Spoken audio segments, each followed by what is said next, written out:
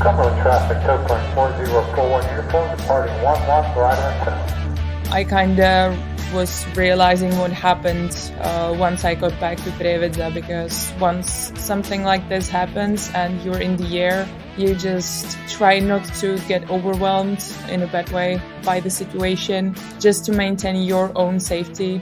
So I kind of put it in a box, and I opened the box of this situation once I got back to Prievidza. This is Soaring the Sky, a glider pilot's podcast, coming to you from the Mid-Atlantic region here in the United States, and bringing you great soaring content from glider pilots all over the globe. We now join Chuck and our guest pilot. Thank you, and welcome back to the podcast. If this is your first time, we hope you enjoy this episode, and super happy you're joining us today. We first head to the Czech Republic and talk with our good friend, Barbara Mrtvová. She is a member of the Czech Republic women's gliding team, and she just finished competing in the 15-meter class of the FCC Flight Challenge competition in Slovakia, flying her LS-8 that she loves so much. Unfortunately, the first day of that competition was a rough one, to say the least. Barbara chose to share this with us in hopes that we all can learn from it and be better and safer pilots. She will also share with us how she worked through it, since she did receive the news while still in the air, and of course she had to get her glider safely back on the ground. She will also talk about her plans for the rest of the soaring season, and also take a look at the Women's Worlds. She will be competing later this summer, I believe August, and that is in the United Kingdom. Later on the show, we talk with Jack Jenner Hall. Now, Jack is a 15-year-old glider pilot and just won his first aerobatic competition, and currently working on being a flight instructor. Now, Jack has been flying gliders since he was 11, and aviation is definitely his passion, like many of us. But first, let's join Barbara now for episode 119 here on Soaring the Sky. Barbara, welcome back to the podcast. So happy to have you today. Hi, Chuck. Yeah, I'm really happy that you have me once again. It's always such a pleasure to talk to you during the podcast. It's a pleasure speaking with you. And for those listeners out there we have a lot of new listeners lately, which is great. It's great for the podcast and the soaring community. But for those of them that don't know much about you, could you give us a quick flyover of who you are, where you're flying, and what you've been up to?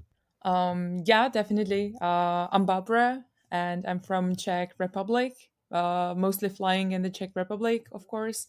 I'm a member of Czech female gliding team.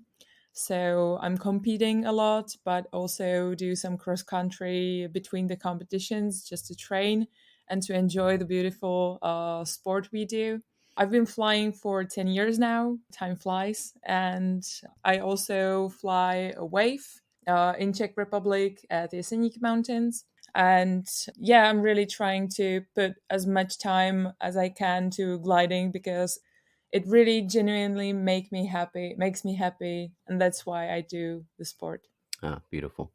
So the reason I wanted to touch base with you, Barbara, is because you recently completed a competition, and it's quite eventful, actually. We were talking a little bit about before we started recording this, but what was the competition? What was the terrain like? The competitors? How did everything go? Just tell us about that. Well, I attended Flight Challenge Cup, FCC, which takes place every year in Prievidza in Slovakia. For me, it was the very first time flying in the mountains on my own, because I had only one flight over there like 10 years ago during my beginnings of gliding. And so it was quite challenging for me, challenging experience for me. And I was thrilled, excited, and scared at the same time. Because flying in the mountains is something with great specifics, and also you have to know the area pretty well.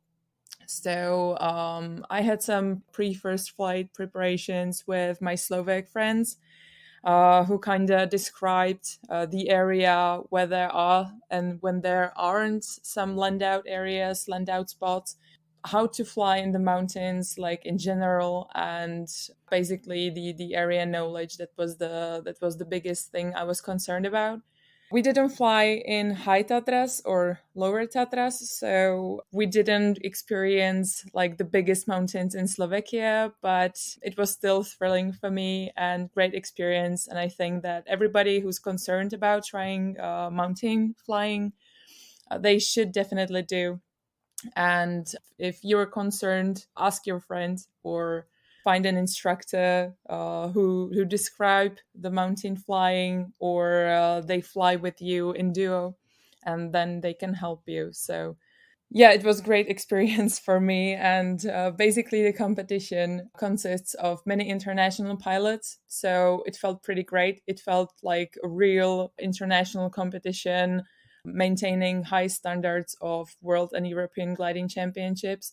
So it was really great, and there were awesome pilots in our class as I competed in standard class or 50-meter class. So it was great to compare my experience and my gliding with the best pilots in the world. So this was something really really helpful and taught me a lot before another competitions I'm planning to attend. So, can you talk about the days that really stand out in the competition, good and bad, and what you learned from it? Well, actually, we had quite great weather because I was afraid that it will be really cold, so we will freeze to death every time we fly. But even wore just t-shirts when gridding or when preparing the gliders before flight, though I still wore my wave boots because I wanted to maintain some comfort during flying, because Right. like the cloud bases were really high, and as there is the sailing for gliding at most of the Slovakia area, flight level 80, we really like wore a lot to the glider just to maintain some comfort. And we had quite reasonable flying days. We flew the very first day, which was kind of sad, speaking about the loss of two pilots. And after some discussions, we continued the competition, and then we had 6 more gliding or flying days with quite reasonable weather, except of the last day when there were weak thermals, and we flew more to the like south of Slovakia, which is flatland. That was kind of reminding me of flying in Hungary back in 2018 and 19. Except of the last day, the soaring days were really reasonable and really great weather. So, day one, you said there was an accident. Yeah, there was a mid-air crash. Two Oh, my. pilots lost their lives, and many families were really saddened by this accident. And yeah, there were some discussions if the competition should or should not continue, just to maintain some good atmosphere and safety for all of the pilots. So yeah, the first day was really, really a sad one. Well, our thoughts and prayers definitely go out to those families. I'm sorry to hear about that. Yeah, definitely. Our hearts are with them still, because I think it wasn't easy for neither of the families of those two pilots. One of them was really young, so yeah, it's always sad when something like this happens, and especially when it happened on the first day of the competition. Most of you were in the air then when this happened. Yes, we were in the air, and actually, my friend saw or knew about the accident, and called us on our frequency if we are okay. And that's actually how we found out about the accident. On that day, I didn't make it to back to Prievidza, and I landed at one northern airport then. And I kind of was realizing what happened once I got back to Prievidza, because once something like this happens and you're in the air, you just try not to get overwhelmed in a bad way by the situation, just to maintain your own safety, to fly safely. So I kind of put it in a box, and I opened the box of this situation once I got back to Prievidza, where there wasn't really like nice atmosphere, as everybody was sad about it. So yes, that's it. So, roughly how many people were competing in that competition? There were around 120 people. Oh, wow. Just I don't remember actually the specific number, because few people left the competition during the organization, few people after the accident, and few people because of working stuff, so they had to leave earlier on. So but really there were more than 100 people in the competition in 3 classes. So there was a club class, a 50-meter class, an 80-meter class, better say open class, open combi class. There were really a lot of people competing, so it really felt like a standard big international competition. Wings and Wheels has been serving the soaring and sport aviation community for over 30 years. They hands down have the largest and most comprehensive inventory of sailplane and soaring supplies in North America, and they ship globally. Nearly everything you'll find on their site is in stock and ready for same-day shipping. Wings and Wheels is the exclusive American representative for HPH sailplanes. Be sure to check out the Twin Shark, their latest launch. They're also now the exclusive distributor in North America for the new Just Soaring Glider Sim Pro. The team has thousands of hours of flying experience in gliders and airplanes. Staffed by Adam, Kelly, Julie, and Sean. A friendly voice will answer when you call or email them. Check them out at wingsandwheels.com. Were you flying the LS8, I think? Yeah, Is that definitely. right? I flew my love LS8, love forever. Yes, that's what I thought. I know you love the LS8. Yeah. Yeah, that's awesome. Yeah, I think that's something I didn't mention at the beginning, that I really love the glider. Since the first flight, I felt like my hands are the wings. So yeah, it's amazing. I'm just honestly, I think that I'm screwing it for the LS8, speaking about the performance, but I'm getting better at this. So less and less outlandings and more finished tasks. So yeah, working on that. Did you have any more landouts in the competition? Yeah, I had like two landouts, but both of them were at airfields in Slovakia. So Okay. one was at Martin, as I mentioned, and the second one was at Partizanske, where actually I have some memories as well, because I was a scorer of Czech national competition back in 2012. Sorry, no, back in 2011. Great memories over there as well. So it was great to visit the place after all. It wasn't that great that I didn't finish the task though, because it was on the final glide. But yeah, outlanding happens, and we all just have to go through the outlanding phase and kind of improve the statistics for future flights. So the more Right. outlandings now, the less outlandings later. Yeah, yeah. Yeah, trying to make it fun, just not to be sad about the outlandings, because it's something that Yeah. totally belongs to gliding. Oh, yeah. So yeah. What's your favorite piece of equipment in the cockpit? Have you done any updates or? Well, I'm still in love with Alex 9000, because Oh, I have nice. it Yeah. in the LSA.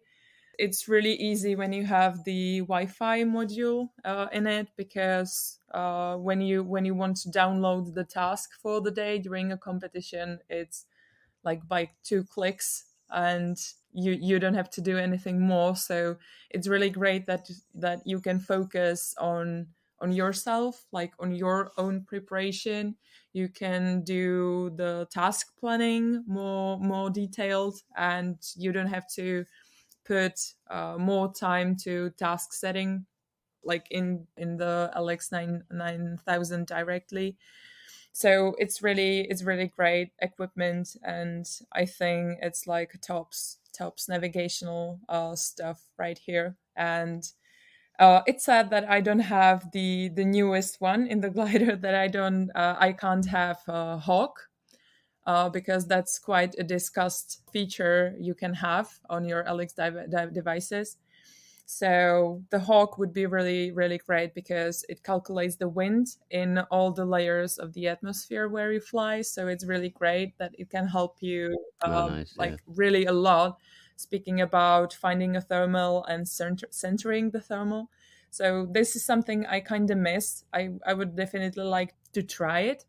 And I think that speaking about the safety, I still repeat myself, but I totally love like the flashlights in the gliders. I don't have them in my glider, unfortunately, but I think this is something that really puts the safety in a higher level, because when there is a flashlight somewhere flying like right towards you, you can see it more easily. And as during a competition, there are many gliders at one place, sometimes flying towards each other. So you just have to really focus on what's right in front of you. And when you imagine that, or just count, that's a simple math.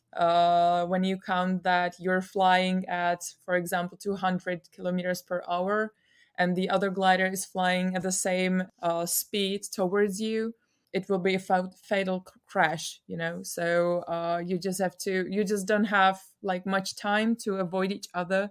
So the flashlight somewhere in front of you can show that there is some glider flying, and it can be detected more faster than just with FLARM device, because FLARM is definitely a mandatory thing nowadays during competitions. I think this would be something that I would really find really helpful, that I will be feeling more safe, that somebody can see me actually with the flashlight in the canopy. So that would be great. Absolutely. And speaking of safety, we were talking a little bit earlier, and you said a friend had given you some advice when you're in a competition. Yeah. What was that piece of advice? The piece of advice is pretty simple. You just have to remember that there is always another day, another race, another year of full of competitions and full of flying. So you just have to maintain your own safety and safety of others, so you can enjoy this beautiful sport for many years in the future, as long as you can, and as long as you want to. And I think it's you can just say it in 2 words: just think about tomorrow as well, not just about today. Some people are flying in a way that they are flying for life on that day, but that's not actually true. Yeah. And we all should remember that safety first. And some crashes are possible to be avoided quite easily, just speaking about your attitude. So it's always about it. And just all of you guys who are competing, just think about tomorrow, another races, another experience you can gain, another beer with friends you can have. I think this is pretty like the basics of our Absolutely. flying. Barbara, what are your plans for the rest of 2022? Well, I have quite a lot of plans actually. Next week, there will be Czech National Championship. So I'm gonna compete in 50-meter class with beloved LS8 once again. Nice. And I will have like 1 week off, and I will go back to Slovakia for Slovak National Championships Oh, wow. once again with LS8. So it will be, I think, like five weeks full of gliding, hopefully. So it will be Nice. pretty great. And after the Slovak Championships, I'm kinda going to be a team captain in Lithuania in European Championships for the Czech guys. So Oh, I congratulations. hope, thank you, but I hope I won't disappoint them. So hopefully they will like me as a team captain. And then I will have few weeks off before heading to the United Kingdom, as I will compete during the Women World Gliding Championships in standard class. So yeah, there are many comps ahead and many stuff to do. And I will also try to help organizers during the junior World Gliding Championships, with which takes place right before the Women Worlds in Czech Republic. Okay. Yeah. So I will be there too, kind of in a free way. I will be flying and helping with what's needed to be done. So yeah, I hope that all the juniors will love flying in Tabor. It will be great. Very nice. We'll get some rest in between. Your schedule is going to Yeah, be well, wow. definitely. I will during the like before the Women Worlds, before leaving for the Worlds, I will be just laying around in Tabor at the pool, just helping with what's needed. But I will just definitely need some rest before the competition and before Nice. the 15-hour drive. So Oh, wow. Yeah, absolutely. Well, we're going to be yeah, checking back in with you, and I greatly yeah, appreciate definitely. you. Yeah, thanks for jumping back on the microphone and being on the podcast. Always nice to chat with you. Thank you very much for inviting me once again. It's always a great pleasure to share my thoughts or my experiences. And yeah, I will be looking forward for next time again. Yep, always an open invitation here on Soaring the Sky. We appreciate it. Thank you very much, guys. Aerocs, the #1 in portable and engineered aviation oxygen systems, your source for FAA-approved oxygen mask and portable oxygen systems, and now introducing the Aerocs Pro 2 Plus Flight Bag portable oxygen system. Small, lightweight, and simple to use, the Pro 2 Plus is perfect for the occasional user who wants the flexibility to access higher altitudes without worry about flying impaired. Now available at Aerocs distributors and at Aerocs.com. So remember, our friends at Aerocs, engineered for aviators. Hello, Jack. Welcome back to Soaring the Sky. Hello, yeah, it's been a while, but it's good to be back. Yeah, it has been a while. I was looking at my notes here, and it's like 2020 of December. Wow, time flies. God, yeah, that was a while ago. Lots happened since then. Yeah, cool. That was ages ago. Oh, I'm excited to hear what's been going on. Yeah, episode 81, if our listeners want to go back and check out your story. You do have a very unique story, and one of the reasons why I wanted to touch back with you, I'll let you do a quick flyover of how you got into aviation, how everything here was launched. But Yeah, so it kind of all starts way back to 2008 when I was 2 years old.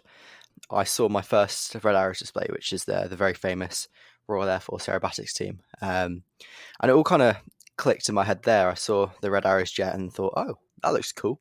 And since then, I've kind of always just put my head up to the sky. And until I was about 11, where at my local airfield, there was gliders coming over constantly. I thought, I'll go and give that a go.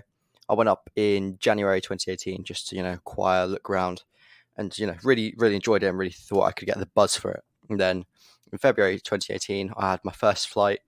And from there, it started off, blasted off in a way.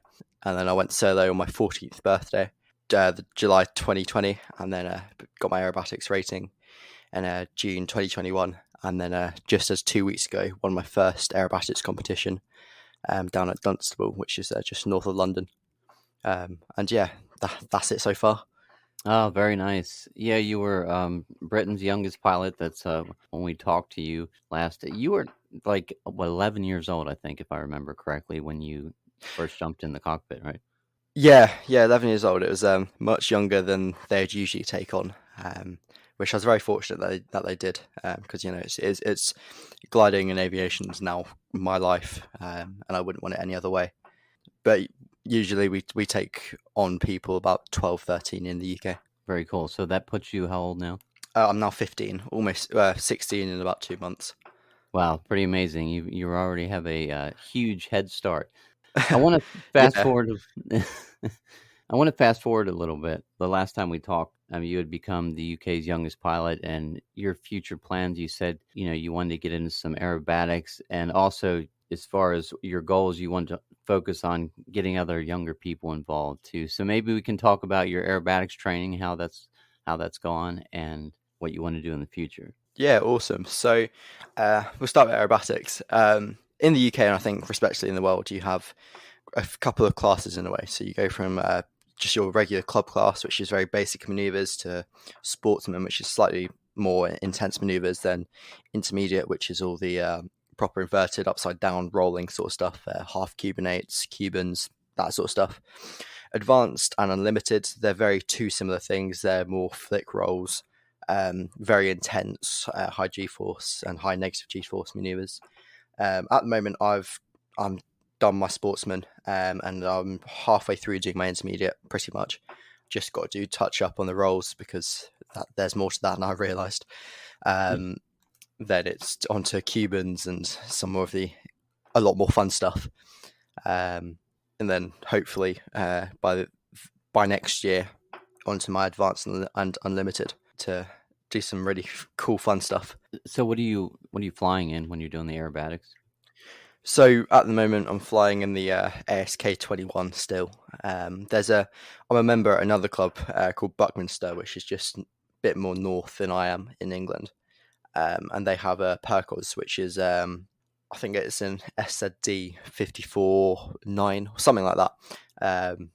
And that's capable of doing some more of the advanced intermediate stuff because it's got a better rolling rate than the K21. The K21 rolls very slowly and can't spin, so that's what I'll be flying doing aerobatics. Can you tell us about where you're flying right now? So I'm still flying at Tiverton Airfield with Norfolk Gliding Club, so situated in Norfolk in England. I've been flying there for 4.5 years. That's where I first started. But then I've flown at Buckminster, Saltby Airfield, and then Dunstable, which is London Gliding Club. That was a very interesting site, mainly because there's no bit on the airfield which is flat. There's one bit where your reference point is downhill, then you pull up quite excessively just a touch on the uphill. Coming from Norfolk, which for no one in the know is the flattest county in England, going to that was quite a culture shock, but very exciting to fly there. Nice. Now, I know you had talked about before how you really wanted to get young people involved into aviation, which is super important. We talk about it here on the podcast quite a bit because that is the future of soaring. Yeah, so there's a couple of projects which are in the pipeline. Like I had one yesterday, just talking about it. The region I'm in England is called East Anglia, and we have 3 or 4 clubs which are situated in the region. And on the 16th of August, we're organising a day for juniors to advance in their flying abilities. So we have cross-country training available, we have pre-solo training available, even aerobatics, and just getting everyone together and building a bit of community and, people making friends with other juniors, speaking about their training and what they're getting up to. Another project which I'm doing is after I finish my exams, which finish the end of June, myself, and another junior, we're going around to a couple of schools, juniors, like junior social places, Cub Scouts, just to give like an information talk about gliding and how they can get into gliding, Norfolk Gliding Club, and just show them the possibilities of what you can get out of gliding and what career paths you can then go further into. Oh, very nice. Yeah, very important getting out there and getting the word. I know that soaring is much more popular there in the UK than here in the United States, and especially here, it's super important to get the young people involved. And a lot of people here in the US don't even realize what soaring is, which is still pretty amazing. But yeah, we're trying to change all that. Yeah, in Europe, it's a very big thing. Gliding to this day is still growing. Actually, there's a lot more awareness. Gliding's now kind of become more of the general aviation scene, I think, in my opinion. But gliding in Europe is massive, especially Germany, Netherlands, that sort of area. That's where, there's the big gliding manufacturers. So Alexander Schleicher or Schempp-Hirth, German. They do a lot of flying out there. Switzerland, like we had one person fly from Switzerland over to the UK, so Switzerland to France, over the channel to the UK and land at Lasham, which I thought was mind-blowing, the JS1. But yeah, gliding's definitely growing. So what are your plans for the future as far as aviation? Are you going to make it a career? What do you want to do? Yeah, so I hope to make it a career. I have a couple of opportunities lined up with EasyJet, possibly TUI, and that's a still ongoing discussion. But I'm really on the pipeline of I don't know whether to go to fly military or go and fly commercial. Whatever I want to do, I really want to fly. I want my life to be in the air. But yeah, I'm really on the border of if I want to go to the military side or the commercial side. I've still got just over 2 years to decide. But whatever I do, it'll be something airborne. Well, we're gonna keep an eye on you, and we'll be looking forward to see how everything goes for you in the future. Our longtime sponsor of the show, the Soaring Academy, is engaged in nonprofit outreach work with local area veterans and also with young people for the STEM programs at their top-notch glider port facility just outside of Los Angeles, nestled near the north side of the San Gabriel Mountains. They also have a fantastic flight school and are continuing to turn out great glider pilots every month. If you like to donate to their nonprofit initiatives or learn more about their flight school, go to soaringacademy.org or check them out on Instagram at Soaring Academy. Could you tell us about your blog and YouTube? Yeah, so my blog is just it's a bit of an informative, what I get up to, what flying means to me, and like upcoming events and stuff going on, which I do need to update. I've been busy with revising for exams, so I had to push that back, unfortunately. And my YouTube is it's just Jack Jenner Hall on YouTube. Type that in, and it's mostly aerobatics on there. There's a couple of just soaring flights, but it's mostly aerobatics. It's an informative for people who in gliding or even power flying, and just to see what gliders can do. But also for me, it's a way where I can post it and just look back on it and correct myself. It's like, right, I can do, let's say my downlines weren't exactly 45 degrees that time, so I need to make sure they are, or I could have been a bit faster, I pulled a bit harder, etc. So it's good feedback for myself, and also it can be an education point to other people, as I say, just to show them what gliders can do. Because we had some power pilots up at my airfield. They're interested in keeping the aircraft there, and they seemed dazzled that gliders could do aerobatics. And it's just there's a stereotype that gliders cannot do as much as power aircraft, and I think that stereotype needs to be gone, because in many cases gliders can do a lot more than power aircraft. So Exactly. I know there's a few people I've run into myself, and they're like, yeah, don't you want an engine? You can do so much more. I'm like, no, really. Let me tell you about it. And they are blown away. They can't believe it. Yeah. I didn't know you could do all that in a glider. Yeah, we there's still the one thing that does bug me, and it's I love speaking about flying, but then you get the odd couple of people where it's like, well, what happens if the wind stops? And I spend a good 15-20 minutes explaining to them how gliders work. I'd just say, look, if you're on an airliner and the engine fails, you're not going to fall straight away out of the sky. That's how gliders work. Exactly. Just need something to get you up. Yeah. Oh, it is pretty amazing. I want to go back again just a little bit. You had talked about you've been in a competition already for aerobatics. Can you tell us about that a little? Yeah, so we have competitions every year in aerobatics in the UK, so power and gliding. Unfortunately, this year, the gliding aerobatic competition I went to was the only one this year, mainly because the other big sites where gliding aerobatic competitions happen, they're holding big competitions, so I thought, can't be bothered. So, yeah, it was called the Dan Smith Memorial Trophy. But it was down at Dunstable, so London Gliding Club. It's the first time being there, and there was, I think, 10 of us, varying from, I think, 60 down to my age with another person who's 15 years old. Oh, wow. And it was a really good day. It's a very interesting site, as I say. There's one bit which is not very flat, but the flattest bit on the airfield. Then there's another bit where it's literally just dip down, and then you have to pull quite hard up to round out so you don't crash into the hill, which was a massive culture shock for me because I come from Tippenham Airfield, which is completely flat. And it was a really good day. I had to fly with someone in the back because they have an insurance policy because of their site that no one can fly solo there until you're 16. But it was a really good day. It was a big learning curve as well because I had to find where the aerobatic box is for people who know what the aerobatics box is. That's the area where the judges look at you and where you perform your aerobatics. But it was a very good day. It was very picturesque around there, and I came out with the trophy, which was I was very unexpecting. Oh, congratulations! It was just thank you. It was awesome. A day just to gain experience a little bit, but to come out with a win and a trophy was a big shock. Yeah, that's a nice bonus. Well, Jack, it's been nice catching up with you. I'm going to put your YouTube channel in our show notes here so people can definitely check that out. I was checking out some of those videos earlier today. Yeah, thank you. There's as I say, there's just mainly aerobatics on there. There's 2 or 3 videos on there which is from my competition. One which is a GoPro footage from the wing, which I thought was pretty cool. Nice. So yeah, definitely check it out. And if I had a message to say to people, just try out glider aerobatics. It's a lot of fun, and just always stay getting into gliding.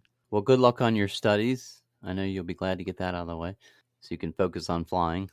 Yeah, thank you. It's going to be a good summer of flying. Hopefully, going to become an instructor just in the late part of June, early July, which it will be good for getting people into gliding and sharing my passion for gliding and my love for gliding. So yeah, it'll be good. Well, we thank you for your passion in flying. We thank you for jumping back on the podcast here. And like I said, we're going to catch up with you here again in the future. Yeah, awesome. It's been great to be back. Thank you. If you would like to say hi and let us know where you are enjoying the podcast, we would love to hear from you. If you are a glider pilot and want to share your aviation journey, contact us at chuck@soaringthesky.com or send us a message on our website at soaringthesky.com and Chuck will get in touch with you. We hope you join us next time for another soaring adventure here on Soaring the Sky, a Glider Pilots podcast. Soaring the Sky is written and produced by Chuck Fulton, co-producer Mitch Thompson.